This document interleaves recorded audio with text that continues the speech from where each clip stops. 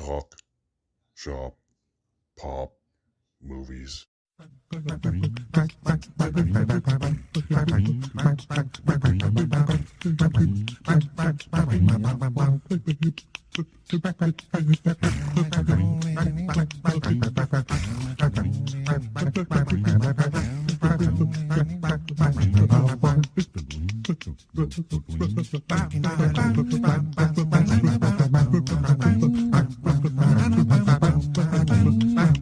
Oh, hey there, this is Derek, the Convicted Cinephile, and if you're a convicted cinephile yourself, please like, share, and subscribe to the channel down below. On my channel, I like to talk, shop, and pop open, that is, movies and physical media. And this is the final of what I already had pre-written, OSCAROLOGY videos. I'm sure I'll do some more, but, you know, I'll figure out about what. This is one I've had on the back burner for a while now that people had asked for, and it just seemed longer, so I kept putting it off due to laziness. But this one is actors and actresses who have had 3 or more consecutive nominations in any acting category, whether lead or supporting or what have you. There's a good amount of them. I debated doing people who've had more than 3, but then there would only be like 3 or 4 people. So we're doing this. There's a good solid amount. So let's just jump into it. These are the people who have had 3 nominations back to back to back. And I'm going to go in reverse order. So I'm going to do the most recent to the oldest in each of these quantities. So the most recent person who has had the most recent back-to-back-to-back nominations is Bradley Cooper, who is slowly becoming the most overdue person for an Oscar. He's been nominated 8 or 9 times. I honestly forget what. I didn't look that up before I did this. But he's been nominated for writing, acting, producing several times over. He's good. He's the kind of person I would have never expected to be like overdue for an Oscar, but here he is. But the 3 times he was nominated for acting were for the following. In 2013, that's the year the actual ceremony took place, so it'll be a little confusing. So in 2013, he was nominated for Best Actor for Silver Linings Playbook. The next year, he was supporting actor for American Hustle. And in 2015, he was nominated for lead actor out of nowhere for American Sniper. Next, we have Renee Zellweger, who was nominated in 2002 for Bridget Jones's Diary. 2003, it's confusing. Like I said, the years are wrong, essentially. 2003, she was nominated for lead actress in Chicago, and I think she should have won, personally. And then 2003, she finally won for supporting actress for Cold Mountain. And then Russell Crowe is next. He was nominated in 2000 for The Insider, 2001 for Gladiator, which he won for, and 2002 for A Beautiful Mind, all 3 lead actor nominations. Like I said, he won for Gladiator, which is not my favorite performance specifically out of all those, but it is probably my favorite movie of the 3. Before that, it was back in the mid-'80s, we have William Hurt, who I love. I love William Hurt. R.I.P. William Hurt. He was nominated all 3 lead acting nominations yet again for Kiss of the Spider-Woman, which he won for right off the bat, Children of a Lesser God, and Broadcast News, which is on my pile of things to watch upstairs. For 1980s Best Picture nominees, Kiss of the Spider-Woman's on there too, but it's really, actually all 3 of these movies, now that I mention it, all 3 of these movies are movies I need to watch for my upcoming live stream, the Best Picture nominees of the 80s that I'll be doing on the 16th of February at 8 p.m. Central Standard Time, 9 p.m. Eastern Time. Speaking of 80s Best Picture nominees, we have Glenn Close next. Yes, the Oscar-less wonder. I think she's officially the most nominated actress with no Oscar. Sad thing. She should have won back here in the 80s, probably. We have supporting actress for The World According to Garp in 1983. Then supporting actress again for The Big Chill, which I finished watching yesterday for the first time. And then supporting actress for The Natural. And then we have Meryl Streep, of course, right? She was going to be on here somewhere. All 3 of these are lead actress nominations. We have The French Lieutenant's Woman in 1982. Sophie's Choice, which she won for lead actress. And then Silkwood after that. And then back in the late 70s, we have Jane Fonda, who was nominated for actress 3 times in a row. Julia in 1978. Coming Home, which she won for in 1979, and The China Syndrome the following year. You know, one of the GOATs here, Mr. Jack Nicholson. I would do an impression, but I can't. At least not one worth doing. All three lead acting nominations yet again. 1974, we have The Last Detail.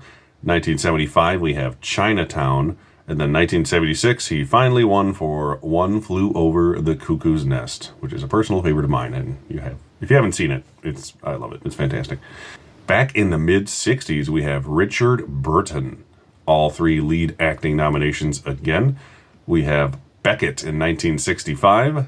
The Spy Who Came In From the Cold in 1966. See, that's what I'm talking about. Old movies have hilarious and awesome titles. And then Who's Afraid of Virginia Woolf the following year. Back in 1956, starting off, we have Deborah Kerr for lead actress for The King and I. Following year, lead actress again for Heaven Knows Mr. Allison. And then lead actress yet again for Separate Tables, 3 years in a row. And then 1945, we have the great Gregory Peck getting nominated for lead actor 3 times in a row. We have The Keys of the Kingdom in 1946, The Yearling in 1947, and Gentleman's Agreement. He did not win for those, but he did eventually win. 1943, we have Ingrid Bergman. All the 3 of these are lead actress nominations. For Whom the Bell Tolls in 1944, Gaslight, which she won for in 1945, and The Bells of St. Mary's in 1946. Gary Cooper in 1941, Sergeant York, which he won for, The Pride of the Yankees in 1943, and For Whom the Bell Tolls in 1944. Okay, this is the last of the 3-timers. We have Spencer Tracy, who I mentioned in my previous video, because he won 2 years in a row out of these 3. San Francisco in 1937, Captains Courageous in 1938, which he won, and Boys Town, which he also won. All right, on to the 4-timers. These are 4 years in a row these people did. Al Pacino is the most recent person to do 4 years in a row. In 1972, supporting actor for The Godfather, which how did he not win for that, honestly? Not only is he in the wrong category, which usually makes you win, it's just, come on.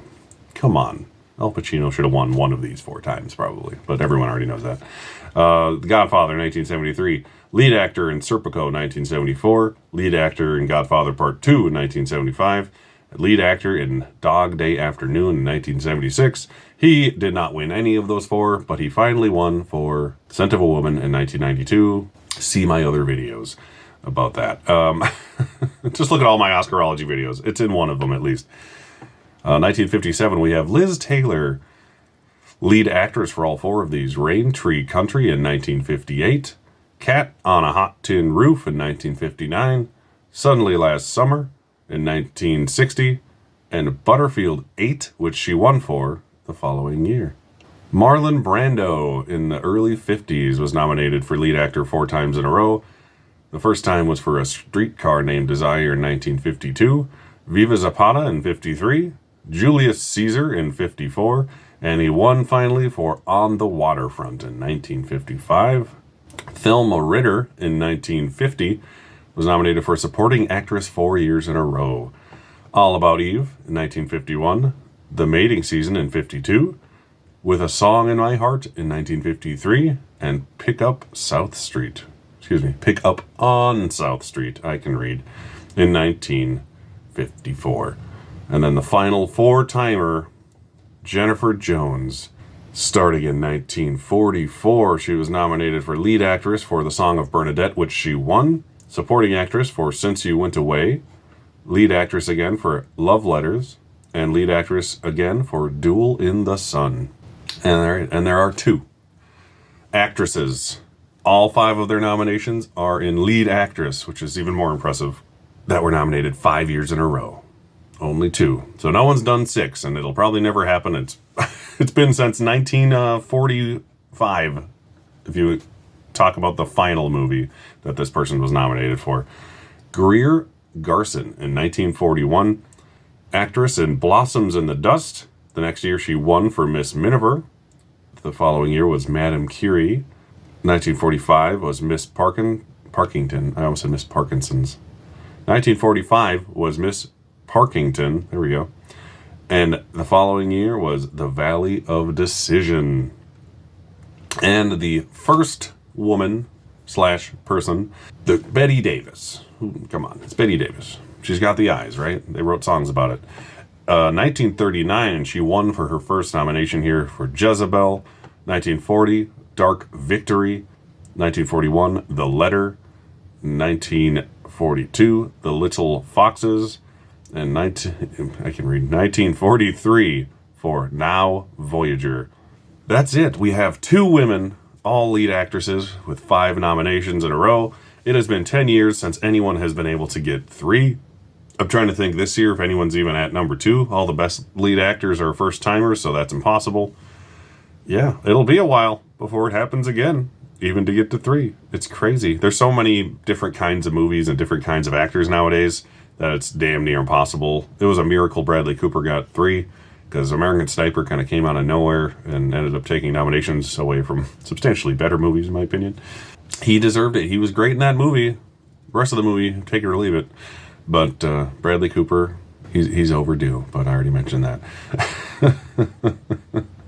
Most of these people, as you heard, won during one of these nominations during their little streaks here. And the ones who didn't do that, went on to win one later on, like Mr. Pacino. And now Mr. Bradley Cooper directing and writing and producing his way and acting to hopefully an Oscar this year, maybe. Not this year, but the movie comes out this year for the film he's making that I'm excited for. We'll see how he goes there. Maybe he'll get 4 or 5 nominations for the same film and finally win one of them. Actors and actresses who were nominated at least 3 times in a row for the Academy Awards. Once again, please check out my live stream that's coming up on the 16th of February at 9 p.m. Eastern Standard Time, where I pit all the 1980s Best Picture nominees against each other until only one remains. Beyond that, I have nothing super big planned other than my eventual I made 500 subscribers live stream finally thing. I'll shut up now. Once again, my name is Derek, the Convicted Cinephile. Please like, share, and subscribe to the channel. Thank you for watching, and I'll see you next time. Talk, shop, pop, movies.